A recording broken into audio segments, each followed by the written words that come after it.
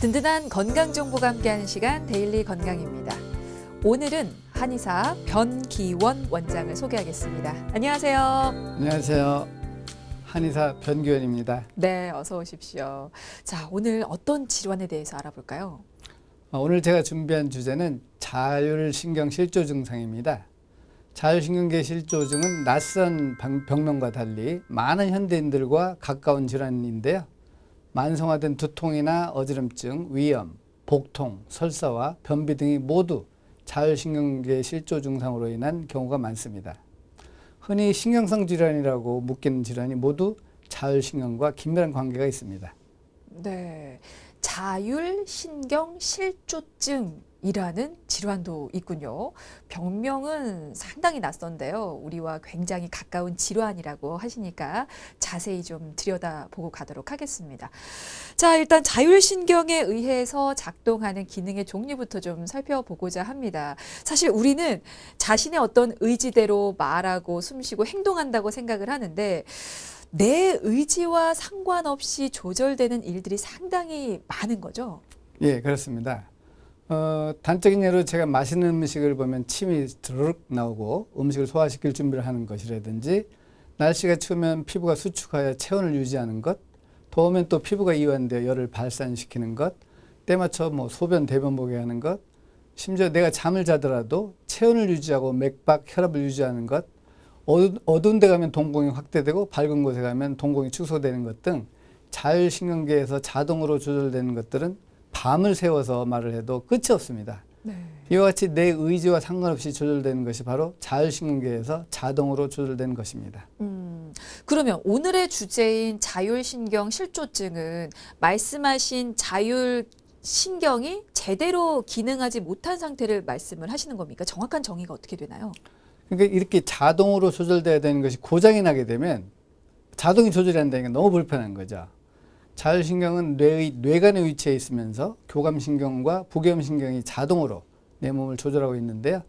뇌 염증으로 인하여 좌우의 기능적인 불균형이 오게 되면 자율신경이 조절되지 않게 됩니다. 특히 교감신경이 너무 흥분이 되면 불안, 초조, 불면, 두통, 어지럼증, 공황장애 등의 증상이 나타나고요. 심하면 조현병까지 진행할 수 있습니다. 또 반대로 부교감신경의 기능이 떨어지게 되면 소화가 잘 되지 않고 손발이 차고 소변을 자주 보고 땀이 나는 증상 등이 나타나게 됩니다. 이와 같이 이런 자율신경이 고장나게 되면 눈도 뻑뻑하고 침도 안 나오고 잠도 안 오기 때문에 일생생활하는데 여간 어려움이 있는 것이 아닙니다. 그러니까 교감신경이라든지 부교감신경의 어떤 기능 이상 혹은 불균형이 초래된 상태를 자율신경 실조증이라고 볼 수가 있을 것 같은데, 이로 인해서 발생할 수 있는 질환, 그러면 어떤 게 있을까요?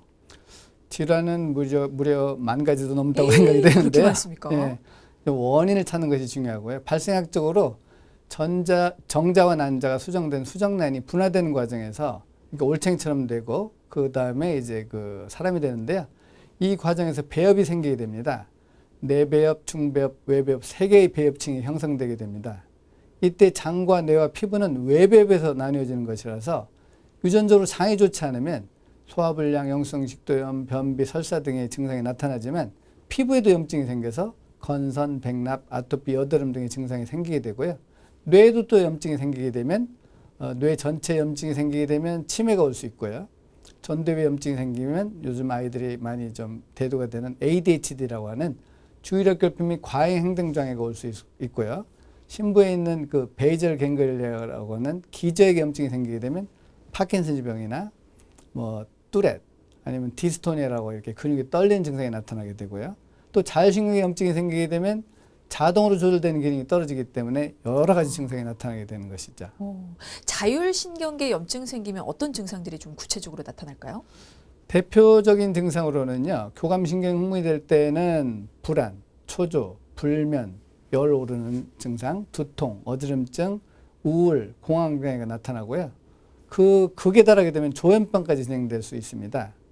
반면에 부교감신경 기능이 떨어지게 되면 소화가 잘 되지 않고 손발이 차고 소변을 자주 보고 땀이 나고 영성식도염, 변비, 설사 등의 증상이 나타날 수가 있는 것이죠. 네. 말씀하신 증상을 쭉 들어보니까요. 이제 오늘의 주제인 이 자율신경 실조증이 장, 피부, 거기에 뇌 기능에까지 신체 전반적으로 좀 영향을 미친다는 걸 알 수가 있는데 일단 먼저 장 기능과 어떤 연관이 있는지 좀 구체적으로 살펴주실까요? 네, 장과 뇌는 하나의 축으로 연결되어 있는데 이것을 gut brain axis라고 합니다. 장이 좋지 않으면 뇌에 염증을 일으키게 되고 또 뇌에 염증이 생겨서 기능이 떨어지게 되면 장에 염증을 일으키게 되는 것입니다. 네. 즉 뇌와 장은 하나의 축으로 연결되어 있기 때문에 떨어질 수 없는 그런 관계가 있는 것이죠. 의과학이 발달되면서 신경성이라고 생각됐던 질환들의 원인이 밝혀지고 있는데 그동안 뇌는 뇌의 문제다. 장은 장의 문제다라고 생각했습니다만 뇌와 장의 연결고리가 풀리면서 장을 치료했을 때 뇌가 좋아지는 것입니다. 특히 소장에는 면역세포의 80%가 있기 때문에 소장이 좋지 않으면 면역이 떨어지는 것이 아니라 면역 체계가 깨져서 자가 면역 질환이 오게 되는 대사장애가 오게 되는 것입니다. 아, 소장이 좋지 않으면 면역 체계가 깨져서 자가 면역 질환이 온다. 구체적으로 어떤 질환들 들 수 있습니까? 네, 자가 면역 질환은 어렸을 때 나타나는 증상이 비염, 아토피, 생리통으로 시작이 되고요. 네. 어른이 되면 이제 하시모토라고 하는 갑상선 질환이나 고지혈증, 고혈압, 당뇨, 류마티스 관절염, 루푸스, 홍방성 낭창, 백선, 백납, 백반, 세인장증후군, 크론병, 배체증병, 심지어 이제 암으로까지 발전될 확률이 커지게 되는 것이죠. 네, 알겠습니다. 지금 굉장히 놀라운 발견입니다. 장과 뇌가 하나의 축으로 연결이 돼 있다. 네. 라는 말씀이셨고, 그래서 오늘의 주제인 자율신경실조증은 어떻게 보면 장의 문제다. 이제 그런 맥락에서 지금 말씀을 해주신 것 같은데 일단은 뇌의 기능과의 어떤 연관성도 좀 짚어봐야 될 것 같습니다. 뇌가 사실은 우리가 사는 데 있어서 굉장히 중요한 역할을 하는데요. 네. 막으로 일단 둘러싸여 있죠? 네, 그렇습니다.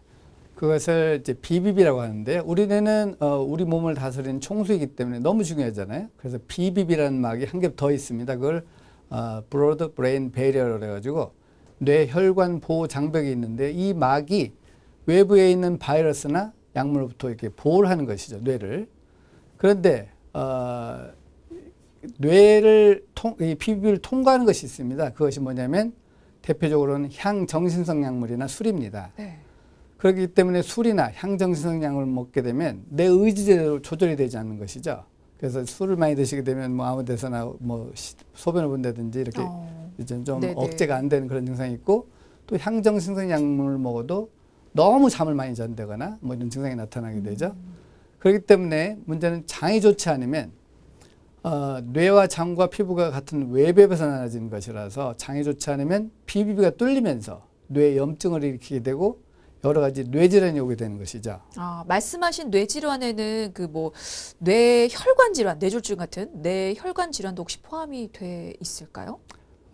단적으로 뇌혈관 질환, 뭐 중풍이라는 것들이 비비가 뚫려서 그렇다라고 100% 일치하지는 않지만 이 영향이 굉장히 큽니다. 네. 결국은 장이 좋지 않으면 대사장애가 오게 되고요. 네. 특히 대사장애가 혈관에 염증을 일으키기 때문에 혈관의 염증으로 인해서 심혈관 질환이나 뇌혈관 질환이 오게 돼서 그런 중풍 환자들의 경우도 이제 장이 안 좋은 경우가 대부분이라고 얘기할 수 있습니다. 네, 다 그렇게 연결고리가 돼 있군요. 네, 서로 맞물려 있어서 그렇습니다. 네, 연관이 없을 수가 없습니다. 자, 요약을 좀 해보자면 뇌와 장은 하나의 축으로 연결이 돼 있어서 자율신경계 조절이 되지 않으면 소화가 잘 되지 않고 그리고 위장장애가 생길 수 있다.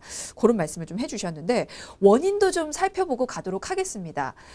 교감신경과 부교감신경이 불균형이 생기는 이유는 어디에 있을까요? 일반적으로 알려진 원인은 피로, 정신적 스트레스, 환경 요소, 잘못된 수면 습관, 나쁜 자세 등이라고 알려져 있습니다. 또 본인의 체질과 장 상태에 맞지 않는 음식을 섭취하거나 항생제 과다 복용으로 장내 세균층이 무너지는 것이 원인이 될 수 있고요. 장이 좋지 않으면 염증 반응이 심해지고 자율신경계를 조절하는 뇌에도 염증이 생기게 되면서 자율신경계 실조 증상이 나타나게 되는 것입니다. 원인이 여러 가지가 있는데 그 중에서도 스트레스를 가장 크게 좀 꼽을 수가 있을까요?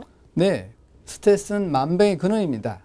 그런데 문제는 스트레스는 두 가지가 있다는 것을 사람들이 잘 모르고 있는데요. 하나는 정신적 스트레스입니다. 정신적 스트레스라는 것은 살면서 받는 스트레스인데요. 몸이 아프다거나 부부간의 문제, 자녀 문제 등 사람과 사람 사이에 일어나는 인과관계에서 나타나는 것들인데요.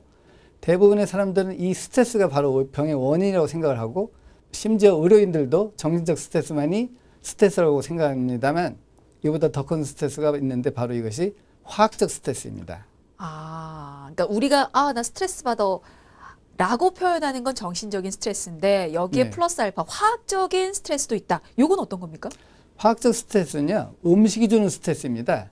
유전적으로 우유에 있는 카제인 단백질과 밀가루 글루텐 단백질을 분해하는 효소가 없는 분들이 단 음식, 단 과일을 먹게 되면 소장 내 유해균이 많아져서 장내 세균총의 비율이 깨지게 되고 결국 장누수를 일으키게 됩니다.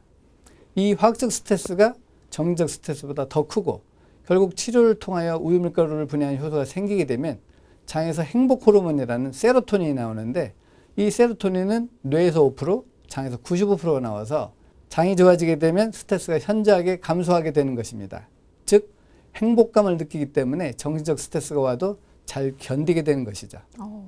그러면 정신적인 스트레스에 비해서 화학적인 스트레스가 회복하기가 좀 더 어렵다고 생각을 해도 되겠습니까? 문제는 정신적 스트레스하고 화학적 스트레스가 복합됐을 때 증상이 심하게 되는 거고요. 동반됐을 때. 예. 오히려 화학적 스트레스는 치료를 하게 되면 좋아지기 때문에 네. 정신적 스트레스를 받아도 화학적 스트레스가 없는 사람은 잘 극복을 하고요. 네. 화학적 스트레스 있는 사람은 아무리 정신적으로 이제 수양을 해도 음식이 계속 아침, 점심, 저녁 태어나서 지금까지 받는 스트레스이기 때문에 이 화학적 스트레스를 해결해야만 정신적 스트레스를 조절하는 능력이 커지게 되는 것입니다. 그렇군요. 오늘 또 새로 알았네요. 정신적인 스트레스뿐만 아니고 화학적인 스트레스도 있고 이 둘이 동반됐을 때 더 큰 문제가 발생할 수 있다라는 말씀이셨습니다. 근데 이제 스트레스를 안 받고 살 수 없는 세상이잖아요. 네.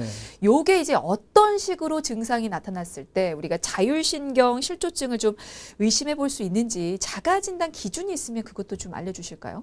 네, 우선은 뭐 아무런 긴장을 하지 않았는데도 식은땀이 잘 나거나 손발이 차고 잘 붓고 통증을 잘 느끼고 머리가 무겁거나 띵하거나 또 가슴이 갑자기 두근거리는 증상이 있을 때 또 긴장감과 불안감이 지속되거나 화와 신경질이 잘 나거나 가슴이 답답하고 울렁거리는 증상 또 잠을 설치고 몸이 무겁거나 식욕이 없고 소화가 잘 안 되며 변비와 설사가 반복될 경우 자율신경계 실조증이 아닌가 의심해 볼 수가 있습니다. 이런 증상이 나타났을 때 혹시 진단받으려면 어떤 다른 검사가 이루어집니까? 이 간단한 검사는요. 호흡을 통해서 검사하는 벨살바 검사가 있고요. 네. 그리고 HRV라고 그래가지고 심장 박동수를 측정해서 자율신경계 조절이 잘 되는지를 볼 수가 있는데 네. 더 정밀한 검사를 하기 위해서는 VNG라고 그래가지고 눈의 움직임을 통해서 양쪽 대뇌와 소뇌 그리고 자율신경계의 조절 능력을 검사하는 방법이 있습니다. 그렇군요. 그렇게 자율신경 실조증 진단을 받으면 치료는 어떻게 진행이 되나요? 우리 뇌는 우리 몸을 다스리는 총수로서 너무 중요하기 때문에 뇌를 보호하는 막이 있는데 이를 BBB라고 하고요. 이 BBB가 외부의 바이러스를 차단하고 약물 차단하기 때문에 향정신성 약물이나 술을 제외한 대부분의 약물들이 뇌로 들어가지 못합니다.